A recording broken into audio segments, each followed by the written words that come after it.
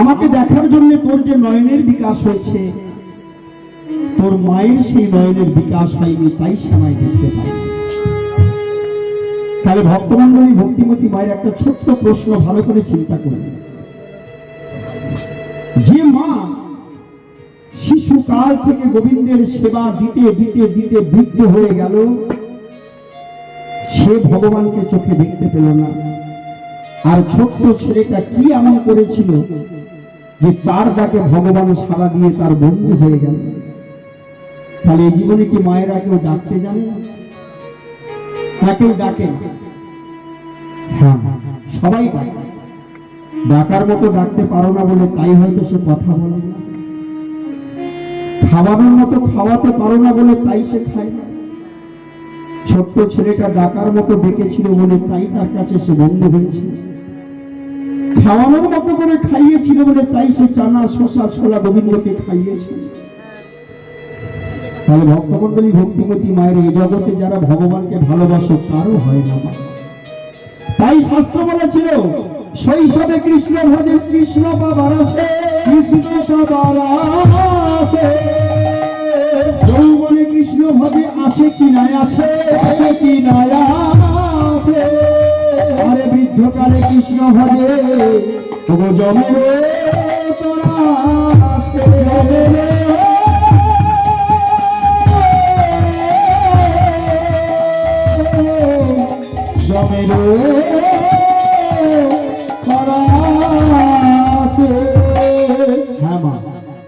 সাধন করো, ভজন করো, তীর্থ করো, যা কিছু করো শৈশবে করো, যৌবনে করো, বৃদ্ধ বয়সে হয় না। তাই তো বলি এই জীবনে তো আমাদের আর হলো না, আর একটা উপায় আছে। ঘরের ছোট্ট ছেলেটাকে, ছোট্ট মেয়েটাকে এখন থেকে শেখাও। কারণ বংশে যদি একটা কৃষ্ণ ভক্ত হরিভক্ত সন্তানের জন্ম হয়, বংশের 7 পুরুষ উদ্ধার হয়ে তাহলে হরিভক্ত কেমন করবে মা? এই আমার মতো হরিনাম করবে এরকম ছেলে নয় মা। এ বড় কষ্ট মা। 26টা বছর গান করছে, এক সময় দিকে করে গেছি 12-14 বছর আগে। ওই বাড়ি বা দোনা দাদার বাড়িতে 10 বছর একটানা গান করেছে। এই ওঙ্কারদার বাড়ি, রবীন্দ্রদার বাড়ি, তখন এখানকার একমাত্র আমি ছিলাম। আমি ছাড়া কেন চলত? বহু বছর পরে এলাম, 26 বছর পরে এই জগৎটা এই দিকটা এলাম। ওদিকগুলো অনেক করে গেছি, শ্রেয়াখালা টিয়াখালা ওদিকগুলো একসাথে গান করি। তখন বড় ছোট ছিল, আমি 18-20 বছর বেলা থেকে গান করছি। তাহলে শাস্ত্র বললে বাড়ির ছোট্ট ছেলেটাকে, নাতিটাকে, নাতনিটাকে এমন করে শিক্ষা দিয়ে তৈরি করে রাখো যে তার পুণ্যে একদিন হয়তো তুমিও গোবিন্দের চরণ তলে যেতে পারবে, তার দেখা পাবে। তাহলে কেমন করে মানুষ করবে? ছোট্ট 5 বছরের নাতি নাতনি যখন হবে, এটা প্রত্যেক বাবা মা, প্রত্যেক দাদু দিদার কর্তব্য। ছেলেটাকে 5 বছর বয়সে যখন স্নান করাবে, তখন গামছাটা পরিয়ে বলতে হয়, খোকা, দাদু ভাই যা, ওটা আমাদের বংশের মন্দির, ওখানে একটু প্রণাম করো। একদিন করবে না, 2 দিন করবে না, 5 দিন করবে না, একদিন তাকে মাথা ঠুকতেই হবে। তারপর যখন ছেলেটা শৈশব থেকে যৌবনে পা দেবে, যখন 4, 5, 6-এ পড়বে, তখন ছেলেটাকে বলতে হয়, যাও বাড়ির যারা গুরুজন থাকে তাদের প্রণাম করে ঘর থেকে স্কুলে যেতে হয়। দেখবেন বাবা মার চরণে প্রণাম করে ছেলেটা যাবে। 2 মাস কাটার পর সে মনে মনে ভাববে, ঘরে যে দাদু ঠাকুমা আছে এরা হলো গুরুজনের গুরুজন, এদের চরণে প্রণাম করে যেতে হবে। ছেলেটা যখন যৌবনে পদার্পণ হবে, যখন 14-15 বছর বয়স হবে, যখন অসৎ সঙ্গ, এখনকার দুনিয়ায় যেমন অসৎ সঙ্গ ছেলে মেয়ে খারাপ হয়ে যায়, সন্ধ্যাটা হলি কোথায় ক্লাব, কোথায় পার্টি, কোথায় মদের ঠেক, কোথায় গাঁজার ঠেক, কোথায় বিড়ির ঠেক। তোমার ঘরের ছেলেটা কিন্তু সেটা হবে না। কারণ বীজটা ভালো ছিল, তার লালন পালনটাও ভালো করে হয়েছে। সন্ধ্যা হবে বটে, পড়াশোনার তাগিদে বন্ধু বান্ধব লোকের কাছে যেতে হবে, বইপত্র আনতে হবে। রাত্রি 8টা যখন বাজবে, 9টা বাজবে, তার মনে পড়ে যাবে আমার মা ঘরে জেগে আছে, আমার বাবা ঘরে বসে আছে, আমি না গেলে খাবে না। সে ছেলেটা ঘরে আসে। যে ছেলেটাকে ছোট থেকে মানুষ করতে পারলে না, কত ঘুরে দেখলাম বাবা, ছেলেটা রাত্রি 10টার সময় বাবা মা টলিয়ে করে তুলে আনছে, কিনা এমন চুল্লো খেয়েছে তার আর কোনো বিরাম নেই। আর সেই ছেলেটাই বৃদ্ধ বয়সে তোমাকে তার হাতে মার খেয়ে তোমার মতো বাবা মাকে মরতে হয়। আর যে ছেলেটাকে ছোট্ট থেকে মানুষ করেছিলে, যাকে বলেছিলে প্রণাম করো, সেই ছেলেটা শেষ দিন পর্যন্ত, তোমার মৃত্যুর দিন পর্যন্ত তোমাকে কোলে করে তুলে নিয়ে ওই শ্মশান ঘাট পর্যন্ত পৌঁছে দিয়ে আসবে গোবিন্দের কাছে যাবার জন্য। তাই আজ মাধু বলে উঠল, বন্ধু রে, আমার মা কি আমায় একবার দেখতে পাবে? বললো, তোর যে নয়নের বিকাশ হয়েছে, তোর মায়ের সে নয়নের বিকাশ হয়নি, তাহলে আমার মা কি একবার দেখতে পাবে না? আমার মা যদি আমায় দেখতে না পায়, আমি মায়ের কাছে মিথ্যাবাদী হয়ে যাব, আর মিথ্যাবাদী হয়ে আমি বেঁচে থাকবো না। আমি তোর চরণে মাথা ঢুকে এই দেহ ত্যাগ করবো। ভগবান মনে মনে ভাবলে, ভক্ত যদি মিথ্যাবাদী হয়ে যায়, এই জগতে কোনো মানুষ আর ভগবানকে ডাকবে। বেশ, তোর মা তোকে একবার দেখতে পাবে। কথাগুলো ভালো করে শুনে রাখো না। তোর মা তোকে একবার দেখতে পাবে। তোকে দেখার পর, হরে কৃষ্ণ, একটুখানি ভুল হয়ে গেল, মাধুকে দেখেছি, তাহলে এবার বললো, কোথায় তোর গোবিন্দ? তাহলে আমি তোকে দেখতে পাচ্ছি, আমার মা কি তোকে দেখতে পাবে? ভগবান বললে, হ্যাঁ, তোর মাও আমার স্বরূপ দেখতে পাবে, কিন্তু আমাকে দেখার পর তোর মা তোকে ছেড়ে চিরদিনের মতো হারিয়ে যাবে। ছোট্ট ছেলে কত জ্ঞান দেখায়, মনে মনে ভাবছে মা তো মরেই যাবে। বৃদ্ধ যখন হয়েছে, মা মরে যেতেই হবে। মরার আগে যদি গোবিন্দের চাঁদ বদনটা একবার দর্শন করে মরতে পারে, এই জীবনের সকল পাপ তাপ ধুয়ে গিয়ে ওই ভগবানের চরণে ঠাঁই হবে। তাহলে আপনাকে বলি বাবু, হরে কৃষ্ণ, ছোট্ট নাতিটা যদি বলে, দাদু ভগবানকে দেখাবো, মরে যাবে, তুমি কি বলবে? না, দেখার দরকার নেই, আর কদিন বাঁচবো নাকি? বাঁচবে। মাধু মনে মনে ভাবছে, মা তো মরেই যাবে, বৃদ্ধ যখন হয়েছে। যদি গোবিন্দের স্বরূপ চাঁদ বদন দেখে মরতে পারে, এর থেকে আর সুখের কিছু।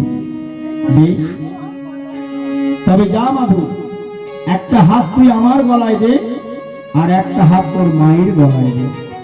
যেই না মায়ের গলাটা এক হাত দিয়ে জড়িয়ে ধরেছে, এক হাত দিয়ে গোবিন্দের গলাটা জড়িয়ে ধরেছে, হতভাগিনী মা দেখতে পেল সেই বৃন্দাবনের বাঁকা চাঁদ, সেই মা যশোদার আদরের দুলাল, সেই শঙ্খচক্র গদা পদ্মধারী নারায়ণের চতুর্ভুজমূর্তি।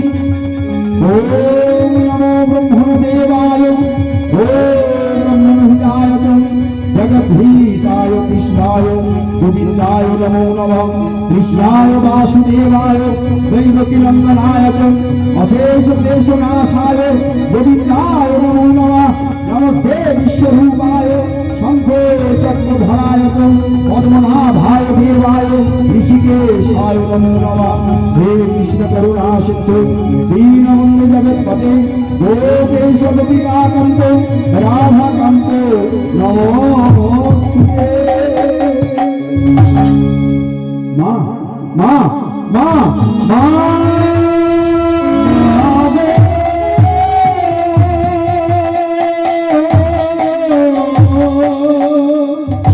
হতভাগিনী মা গোবিন্দের চাঁদ বদন দর্শন করতে করতে মাধুর অঙ্গে ঢলে পড়ল।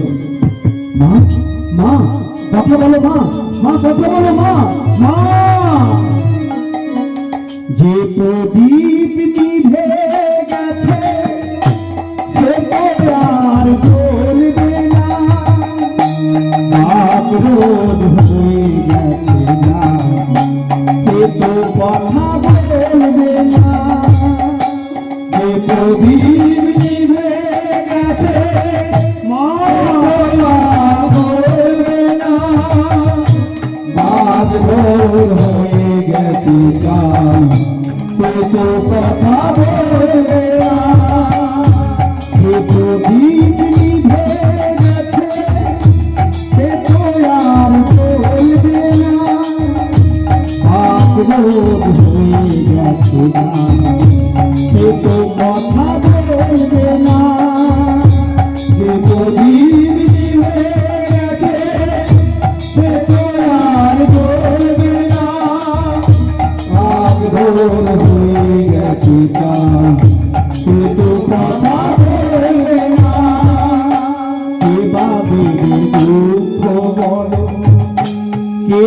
দেবে সান্ত্বনা, পৃথিবীতে আপন বলে আমার তো কেউ রইল না। কে বা দেবে দুঃখ বড়, কে বা দেবে সান্ত্বনা, পৃথিবীতে আপন বলে আমার তো কেউ রইল না। কে বা দেবে দুঃখ বড়, কে বা দেবে সান্ত্বনা, পৃথিবীতে আপন বলে আমার তো কেউ রইল না। কে বা দেবে দুঃখ বড়, কে বা দেবে সান্ত্বনা, পৃথিবীতে আপন বলে আমার তো কেউ রইল না। যে প্রদীপ নিভে গেছে সে তো আর জ্বলবে না, পাগল হয়ে গেছে না সে তো কথা বলবে না। যে প্রদীপ নিভে গেছে সে তো আর জ্বলবে না, পাগল হয়ে গেছে না সে তো কথা বলবে না। সে তো কথা বলবে না, সে তো কথা বলবে না, সে তো কথা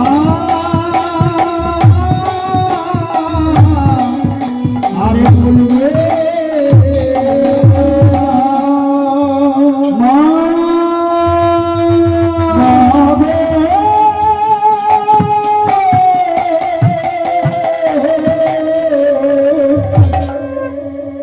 তুমিও আমায় ছেড়ে চলে গেলে মা, আজ আমি বড় একা হয়ে গেলাম, আজ আমি বড় একা হয়ে গেলাম। এই জীবনে যে মা বলে ডাকবার মতো আর কেউ রইল না, আমি যে বড় একা হয়ে গেলাম। না না, আমি থাকবো না। মা বলেছিল ওরে মাধু তুই কাঁদিস না, ওরে মাধু তুই কাঁদিস না। মায়ের দেহটাকে কোলে করে নিয়ে ওই পুরীধামের সর্বদানের ঘাটে গিয়ে, পুরীধামে যারা গেছে মা দেখবে যেখানে নিমায়ের এমন করে হাত দুটো তোলা আছে, সামনে একটা শ্মশান আছে। ওই সর্বদানের ঘাটে শ্মশানে গিয়ে মায়ের দেহটাকে তার মধ্যে স্মরণ করে আগুন দেহটা পুড়িয়ে ছাই করে দিয়ে ওই সমুদ্রের জলে স্নান করে পাগলের মতো ডুবে যাচ্ছে।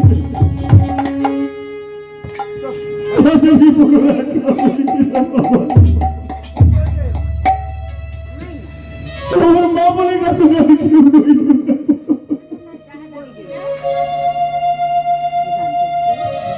অশ্বত্থ গাছের তলায় বসে ছেলেটা আবার সেই ভগবানকে ডাকতে লাগে। দেখতে দেখতে কিছুদিন কেটে যাওয়ার পর মাধুর দেহটাও গাছের তলায় একদিন শেষ হয়ে গেল। মাধু গাছের তলায় উড়িষ্যার পান্ডাগর বলে উঠল, রানীমা এই ছেলেটা গাছের তলায় বসে ভজন সাধন করতে করতে মরে গেল, ওর দেহটাকে আমরা কি করব? ওই সর্বদানের ঘাটে পুড়িয়ে ছাই করে দেব নাকি ওই সমুদ্রের জলে ভাসিয়ে দেব?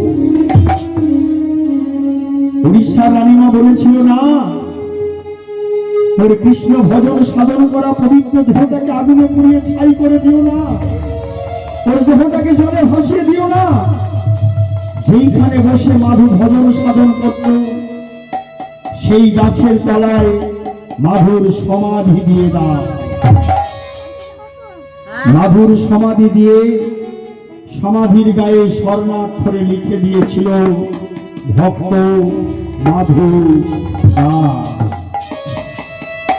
ভক্তমন্ডলী, ভক্তিমতী মায়েরা, যারা পুরীধামে গেছেন বা এর পরে যারা যাবেন শুনে রাখুন।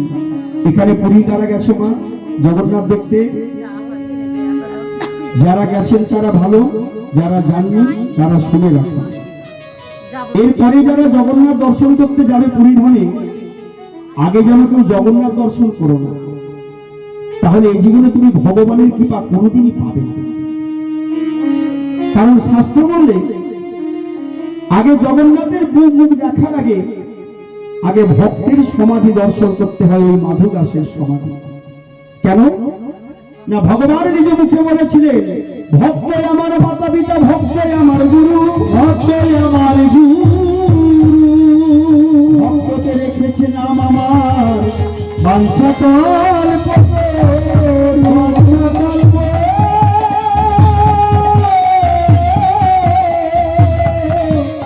বাঞ্ছা কল্প।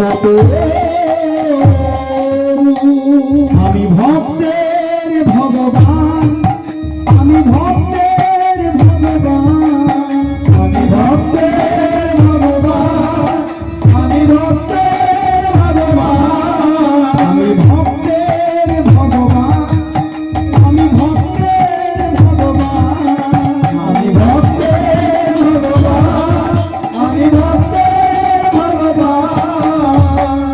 ভক্ত আমার মাতা পিতা, ভক্ত আমার গুরু, ভক্তকে রেখেছে না বাঞ্ছা কল্প তরু।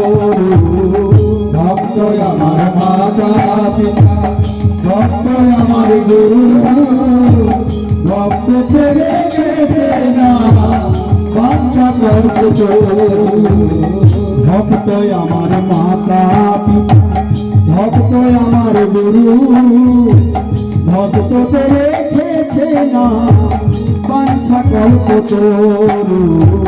ভক্ত আমার মাতা পিতা, ভক্ত আমার গুরু, ভক্তকে রেখেছে না বাঞ্ছা কল্প তরু।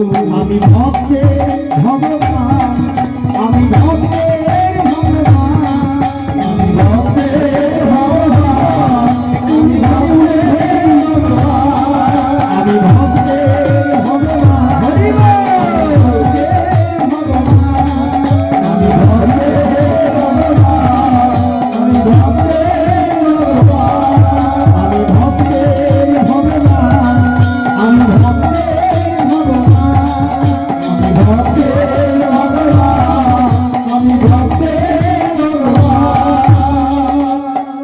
তাহলে পুরী ধামে গিয়ে আগে ভক্তের সমাধি দর্শন না করলে, ভগবানের বদন দর্শন করলে সে কোনোদিন পুণ্য সঞ্চয় করতে পারবে না।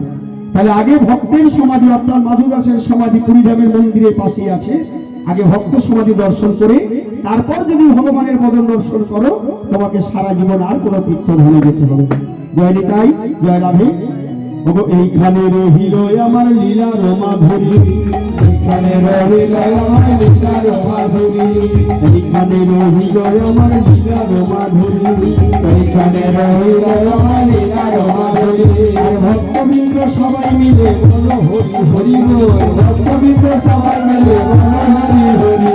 জয় সতী নন্দন জয় গৌর হরি, জয় সতী নন্দন জয় গৌর হরি। আমার বিষ্ণু পিয়ার প্রাণধন নদী আদি হারি, আমার বিষ্ণু পিয়ার প্রাণধন নদী আদি হারি। এবার হরি বল বলে না, হরি বল বলে না, হরি বল বলে না, কি জন্ম হয় না হয়, হরি বল বলে না, কি জন্ম হয় না হয়, হরি বল বলে না। দিনে দিনে দিন চলে যায়, হরি বল বলে না, দিনে দিনে দিন চলে যায়, দিনে দিনে দিন চলে যায়, দিন চলে যায়, দিনে দিনে দিন চলে যায়, হরি বল বলে না, হরি বল বলে না। আচ্ছা, এটা যেমন রাধা গোবিন্দ যুগল কীর্তন, তাহলে এখন আমরা রাধা গোবিন্দকে যুগলে রেখে আজকের লীলা সাঙ্গ করব। জয় নিতাই, হরে কৃষ্ণ। ব্রজের রায় মিলালো রে শ্যাম শনি, ব্রজের রায় মিলালো রে শ্যাম শনি, ব্রজের রায় মিলালো রে শ্যাম শনি, ব্রজের রায় মিলালো রে শ্যাম শনি। ভক্তমন্ডলী, ভক্তিমতী মায়েরা, এখানে মিনি অর্কেস্ট্রার লোক মোটামুটি অনেক আছে, যে সর্বপ্রথম ভক্ত আমার এটা যা উঠে বড়, ওখানে চলে যাও, কত নাচতে পারো আমি কাল পর্যন্ত দেখবো। একটু হাতে করতালি দিয়ে যে যেমন সাধ্য হাত পা একটু নেড়ে নিও, কারণ বৃন্দাবনের মাটিতে আর এই জীবনে মা আসতে পারবো কিনা জানি না। কিন্তু আজকের নিশীতে রাধা গোবিন্দকে যুগলে রেখে যেমন ললিতা বিশাখা চন্দ্রলতা ইন্দুলেখা চিত্রা রঙ্গদেবী সুদেবী তন্দ্রবিদ্যা করেছিল, আজ হাতে করতালি দিয়ে আমার রাধা গোবিন্দকে যুগলে রাখবো। ভোজের রাই মিলানো রে শ্যাম স্বামী, ভোজের রাই মিলানো রে শ্যাম স্বামী।